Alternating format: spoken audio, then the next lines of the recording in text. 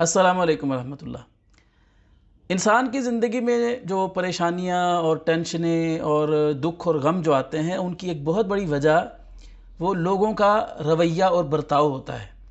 خاص طور پر جب انسان کسی کے ساتھ خیر خواہی کر رہا ہوتا ہے، کسی کے ساتھ احسان کر رہا ہوتا ہے اور بدلے میں دوسری طرف سے اسے اس طرح کا رسپانس نہیں ملتا جس کی وہ امید کر رہا ہوتا ہے، یعنی روڈنس ملتی ہے اس کو بدلے میں، یا لوگ اس کی قدر نہیں کرتے ہیں، یا اس کے ساتھ اچھا سلوک نہیں کرتے ہیں، اچھا رویہ اور برتاؤ نہیں اپناتے ہیں، تو ظاہر سی بات ہے کہ ان چیزوں کو لے کر پھر انسان کڑتا رہتا ہے، پریشان ہوتا ہے، اور حتیٰ کہ بعض لوگ ڈپریشن کا شکار ہو جاتے ہیں۔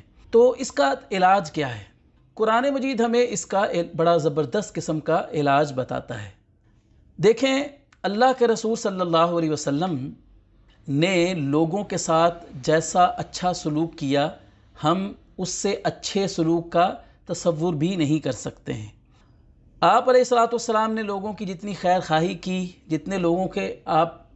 جتنے آپ کے لوگوں پر احسانات تھے، اتنے احسانات کسی کے نہیں ہو سکتے، لیکن اس کے باوجود لوگوں نے آپ علیہ السلام کو بہت تنگ کیا، آپ علیہ السلام کو ذہنی طور پر ٹارچر کیا، باتیں کی، آپ علیہ السلام کو نعوذ باللہ جادوگر، شاعر، دیوانہ اور کیا کیا کچھ کہا گیا۔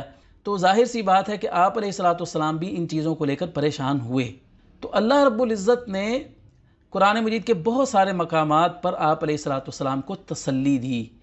ان مقامات میں سے ایک مقام میں آپ کے گوش گزار کر رہا ہوں۔ سورہ ہجر میں اللہ رب العزت فرماتے ہیں وَلَقَدْ نَعْلَمُ أَنَّكَ يَضِيقُ صَدْرُكَ بِمَا يَقُولُونَ فَسَبِّحْ بِحَمْدِ رَبِّكَ وَكُن مِّنَ السَّاجِدِينَ۔ اے نبی، بے شک ہم جانتے ہیں کہ لوگوں کی باتوں کی وجہ سے آپ کا دل تنگ ہوتا ہے، آپ غمگین ہوتے ہیں، تو آپ کیا کریں؟ آپ اللہ تعالیٰ کی حمد کے ساتھ اس کی تسبیح کیجئے، یعنی سبحان اللہ و بحمدہ کہیے، اللہ تعالیٰ کی پاکی بیان کیجئے، اس کی حمد و ثنا بیان کیجئے، وَقُم مِّنَ السَّاجِدِينَ، اور سجدہ کرنے والوں میں سے ہو جائیے۔ سجدہ نماز کا ایک اہم رکن ہے، اس کو ذکر کر کے مراد نماز ہی لی ہے۔ سجدہ کرنے والوں میں سے ہو جائیے، یعنی نماز پڑھنے والوں میں سے ہو جائیے۔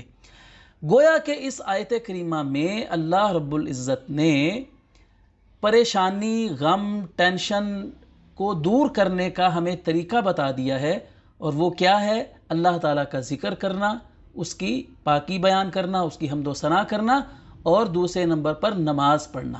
تو اگر ہم بھی چاہتے ہیں کہ ہماری زندگیوں سے پریشانیاں نکل جائیں، اور یہ جو لوگوں کی وجہ سے ہم اتنا کڑتے رہتے ہیں، پریشان ہوتے رہتے ہیں، یہ پریشانیاں دور ہو جائیں، تو ہمیں بھی یہ دو کام کرنے چاہیے۔ کثرت کے ساتھ اللہ تعالیٰ کا ذکر کرنا چاہیے، اور نوافل کا اہتمام کرنا چاہیے۔ نبی علیہ السلام جب پریشان ہوتے تھے تو آپ اپنی پریشانی کو دور کرنے کے لیے نماز پڑھا کرتے تھے۔